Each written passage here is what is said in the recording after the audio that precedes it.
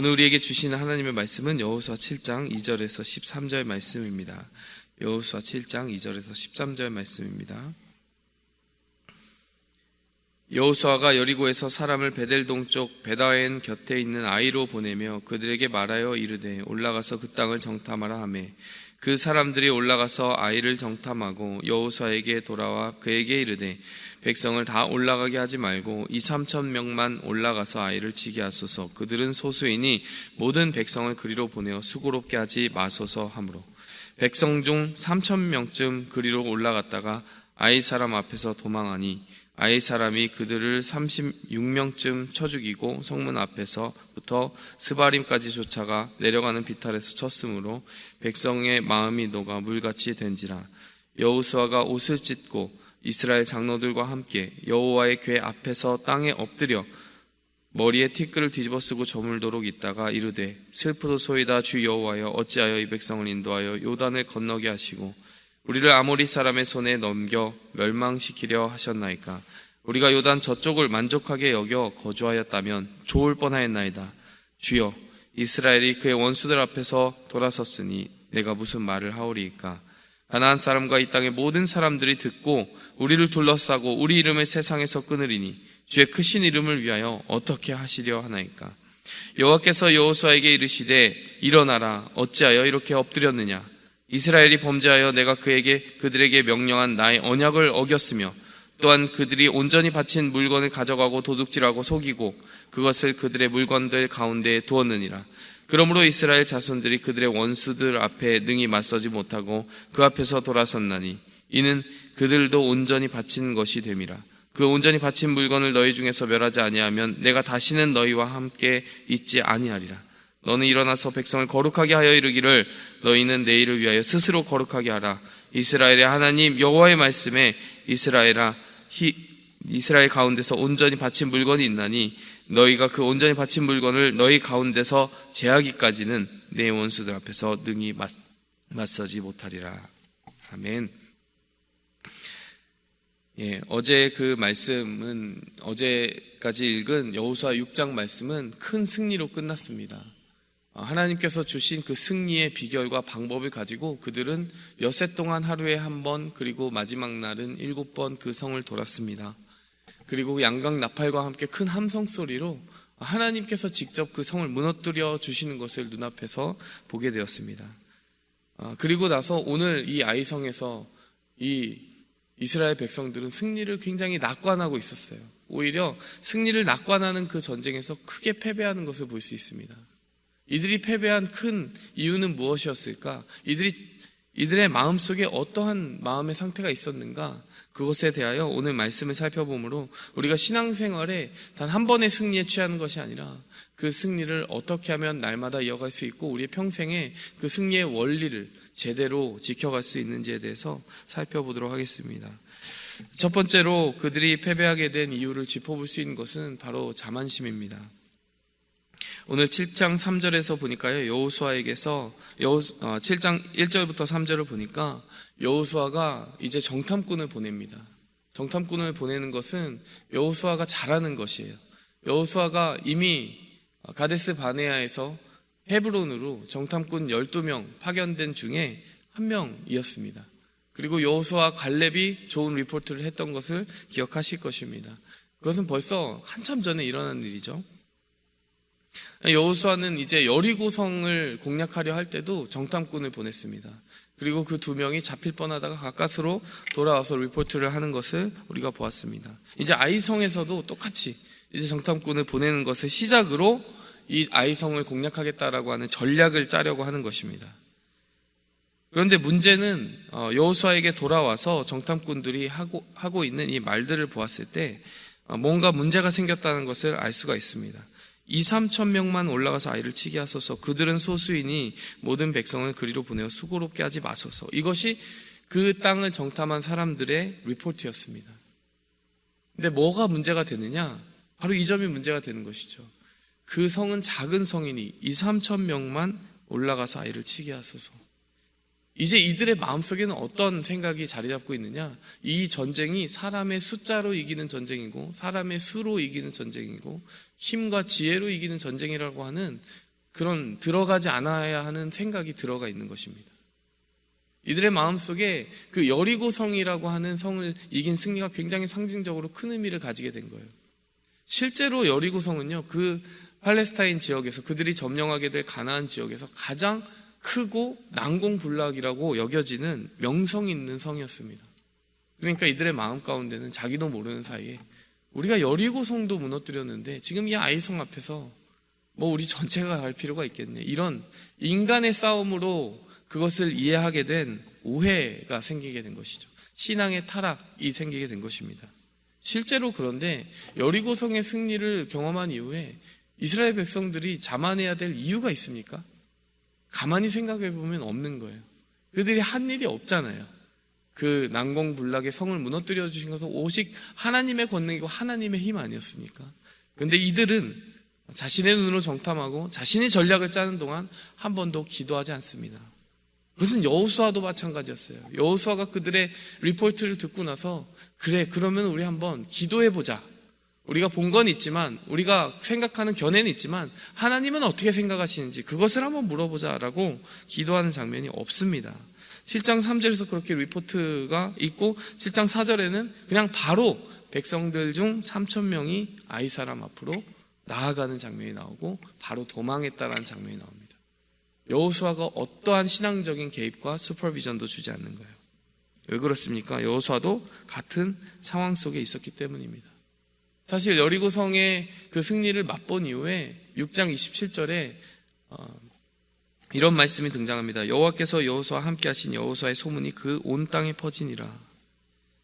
여호수아가 지금 하나님 앞에서 하나님께서 주신 그 큰 승리를 얻게 되었는데 여호수아의 소문이 온 땅에 퍼졌습니다. 여호수아의 이름이 높아졌어요.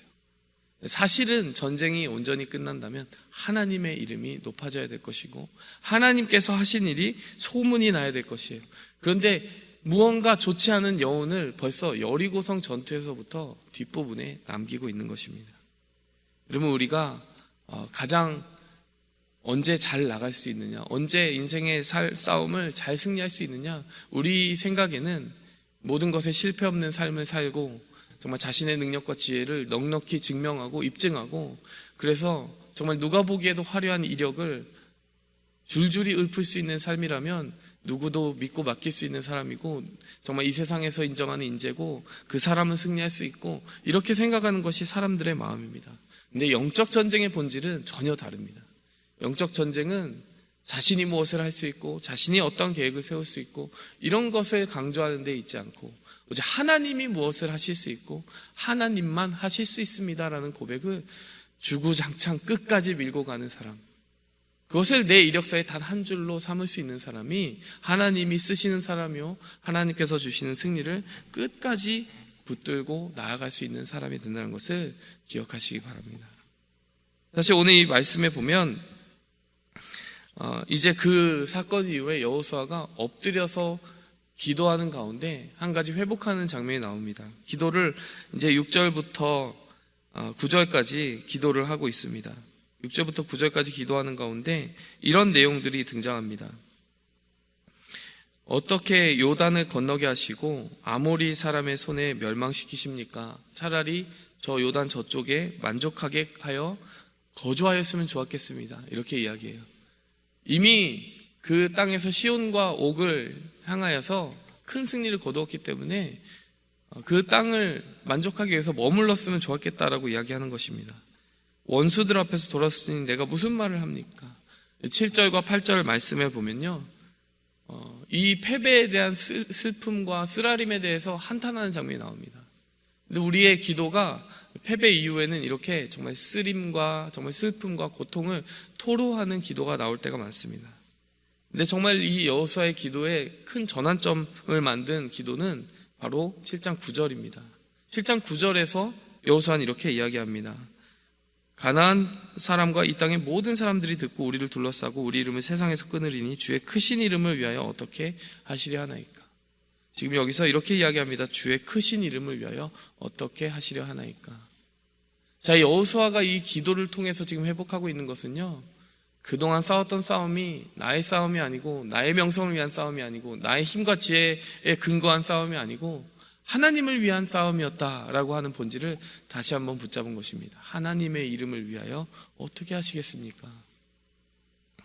우리야 이렇게 패배하고 넘어지고 쓰러지는 것 있을 수 있는 일이지만 하나님께서 하나님의 이름을 걸고 우리를 사용하고 계시지 않습니까? 이렇게 이야기하고 있는 것이죠. 사실 이 기도가 전쟁 전에 나왔으면 좋았을 것 같아요. 하나님, 하나님의 이름을 위하여 우리가 준비되어 있습니까? 하나님의 이름을 위하여 우리가 이 전쟁을 이길 준비가 되어 있습니까? 하나님께서는 능력 있으시고 하나님께서는 승리하시겠지만 그 하나님의 도구로 쓰임받는 우리가 하나님의 이름에 걸맞는 자로 준비되어 있습니까? 이 기도를요, 만약에 아이성 치러 가기 전에 했다면 하나님께서 알려주지 않으셨을까요? 오늘 그 이후에 10절 말씀에 보니까요, 하나님은 바로 지체 없이 응답하십니다. 일어나라, 어찌하여 이렇게 엎드렸느냐. 뿐만 아니라요, 즉시로 원인을 알려주십니다. 11절에 보니까 이스라엘이 범죄하였다, 이렇게 이야기해 주세요. 여러분, 우리에게도 자만이라는 독이 끼어든다면 정말 이러한 시행착오를 경험하게 될 일이 많을 것 같아요. 오늘 이 본문 말씀은 우리가 거울로 삼고 우리의 인생에 끊임없이 되새겨야 될 말씀으로 삼아야 될 줄 믿습니다. 패배를 경험한 이후에 그제서야 불 끄듯이 기도하는 것이 아니라 우리가 전쟁을 시작하기 전에 어떠한 큰 일을 앞두고 먼저 하나님의 영광을 위해 내가 이 일을 하고 있는지 마음을 점검하며 기도하고 또 그 큰 승리를 마무리한 이후에는 하나님께 예배드리며 모든 영광을 돌리는 그러한 정말 영적 전쟁의 교본과 같은 삶을 우리가 살아갈 수 있기를 원합니다. 자만심이라는 적은 정말 우리가 반드시 공략해야 되는 적입니다. 아이성이라고 하는 물리적인 그런 적이 큰 적이 아니라 우리 마음속에 있는 자만심이 우리를 패배하게 하는 가장 큰 복병이라는 것을 기억해야 할 줄 믿습니다. 두 번째로는요, 예배의 부재라고 하는 것이 이들의 큰 패배의 또 한 가지 이유가 되었다는 것을 우리가 기억해야 됩니다. 사실 이것은 여리고성 전투 이후에 일어난 상황과 연결이 되어 있습니다. 여리고성 전투 이후에 6장 말미에 보면 하나님께서 그 모든 승리를 주신 후에 어떻게 상황을 마무리하느냐, 6장 23절에 보니까요, 라합의 가족들에 대해서 처리합니다. 그들을 살려주는 선택을 합니다. 그리고 24절에 보니까요, 그 성과 그 가운데 있는 모든 것을 불로 사르고 동철 기구는 여호와의 집 곳간에 두는 그런 선택을 합니다. 그리고 나서 제일 마지막에 27절에 여호수아의 소문이 온 땅에 퍼집니다. 그런데 뭔가 거기까지 6장 전체를 마무리하기에는 허전한 느낌이 들지 않으십니까? 그 말미에 가장 좋은 마무리가 있었다면 저는 예배였어야 된다고 생각합니다. 하나님의 이름을 높이는 것, 그래서 하나님께서 이 모든 일을 하셨다라고 하나님께 영광을 돌리는 것, 그것이 있었다면 참 좋았겠구나, 이런 생각이 듭니다. 하나님께서 우리에게 주신 안전장치가 바로 이것이 아닐까요? 하나님의 영광을 위해서 싸우는 싸움이라면 모든 승리의 순간순간마다 하나님께 영광을 돌리기 위해 어떻게 보면 집착에 가까운 선택들을 해야 될 줄 믿습니다. 승리의 모든 공로를 하나님께 돌려야 된다는 것이죠. 여러분, 베드로전서 4장 11절에 보면 만일 누가 말하려면 하나님의 말씀을 하는 것 같이 하고 누가 봉사하려면 하나님이 공급하시는 힘으로 하는 것 같이 하라. 우리가 무엇을 하나님을 위해 하든 그것이 그냥 하나님을 위해 한다고 해서 자동적으로 하나님께 영광이 되는 것이 아니라 하나님이 주시는 힘으로 하는 것이고 하나님이 주시는 말씀을 하는 것입니다 라는 것이 끊임없이 고백될 때야만이 하나님이 영광 받으시는 거예요. 그리고 그 하는 일이 하나님 앞에 비로소 의미 있어진다는 것입니다. 우리가 하나님의 일을 잘못하는 경우는요, 다 해놓고 하나님의 일이라고 해놓고 하나님께 영광 돌리지 않고 내가 했다, 결국에 마지막에 내 이름을 크레딧 라인에 써놓는 순간 모든 것이 의미 없어진다는 것이죠. 베드로전서 4장 11절은 그래서 이렇게 마칩니다. 하나님이 공급하시는 힘으로 하는 것 같이 하라. 이는 범사에 예수 그리스도로 말미암아 하나님의 영광을 받으시게 하려 합니다. 우리의 신앙생활의 알파 오메가, 정말 시작과 끝은 하나님이 영광 받고 계신가, 하나님께 영광이 돌려지고 있는가, 이 마음의 중심을 점검하는 것인 줄 믿습니다. 세 번째로요, 이 패배의 가장 큰 이유는 무엇이었느냐? 오늘 말씀도 나오지만 거룩함을 잃게 된 것입니다. 오늘 이 본문 말씀에서 하나님이 알려주시는 그 적나라한 이유는 바로 숨겨둔 물건이 있었기 때문인 것이죠. 사실 이 전쟁의 개념은 헤렘이라고 부르는데요, 히브리어로 거룩한 전쟁입니다. 하나님께 드려진 것이기 때문에 하나님께 드려진 모든 것을 하나님께만 드린다라고 하는 개념이 그 안에 숨어 있습니다. 그래서 모든 것을 불태우는 이유가 무엇일까요? 하나님께만 드리는 것이기 때문에 인간에게 쓸모없게 만드는 것입니다. 그래서 지금 이 모든 첫 승리에 대한 첫 그 승리, 여리고성에서 경험한 승리에 대해서 하나님께 온전히 드리는 방법은 그 땅에 있는 모든 것을 사사로이 취하지 않는 것이었어요. 그래서 세상과 나를 구별하는 그 선, 하나님이 그어주신 거룩함의 선을 잘 지키는 것이었습니다. 사실 그것이 하나님의 백성들이 싸우는 싸움의 일관된 로직이어야 됩니다. 일관된 논리여야 됩니다. 여러분, 사실 할례로 이 전쟁이 시작된 것이에요. 이 전쟁은 칼을 갈면서 시작된 것이 아니라요, 할례로 시작된 것입니다. 세상에 속한 나의 부분이 죽기 위해 정말 그 칼을 내 몸에 들이대는 것, 거기서부터 시작이 되는 것이었죠. 내가 하나님의 것에 손을 대고 혹은 세상의 것에 탐욕을 부리게 된다면 이 전쟁은 절대로 승리할 수 있는 전쟁이 아니었다라고 하는 것입니다. 그러면 우리의 마음속에 하나님께서 주신 이 전쟁의 정말 가장 큰 적이 우리 안에 숨어 있을 수 있음을 늘 기억하고 경계해야 될 줄 믿습니다. 우리가 그 싸우는 그 모든 싸움의 처음과 시작은 하나님의 영광을 위한 것이고, 우리가 지켜야 되는 것, 우리가 이겨야 되는 것은 적이 저 밖에 있는 적이 아니라 내 마음속에 끊임없이 거룩함을 저버리려 하고 끊임없이 나의 영광을 높이려고 하는 내 안에 있는 탐욕, 내 안에 있는 옛자, 그 자아를 향하여서 우리가 칼끝을 내밀 때 그 싸움은 제대로 된 방향을 향해 나아가는 것입니다. 그 싸움에 실패했기 때문에요, 이 이스라엘 백성들이 패배한 것입니다. 사실 하나님은 패배하신 적이 없습니다. 하나님은 항상 하나님의 이름을 지키기에 합당한 결과를 우리에게 주십니다. 그들이 패배했을지언정 패배는 합당한 이유가 있었고, 하나님은 여전히 받으실 영광을 온전히 받으신 것입니다. 오히려 이들이 정말 거룩하지 않은 마음으로 승리했다면 하나님의 영광이 더 떨어졌을 거예요. 여러분, 우리가 하나님께서 우리가 승리할 때 하나님도 기쁘시고 우리가 패배할 때 하나님도 안타까우시고, 이런 같은 페이지 안에서 그 싸움이 일어나면 얼마나 좋겠습니까? 근데 오늘 이 싸움은 너무나 안타까웠던 거예요.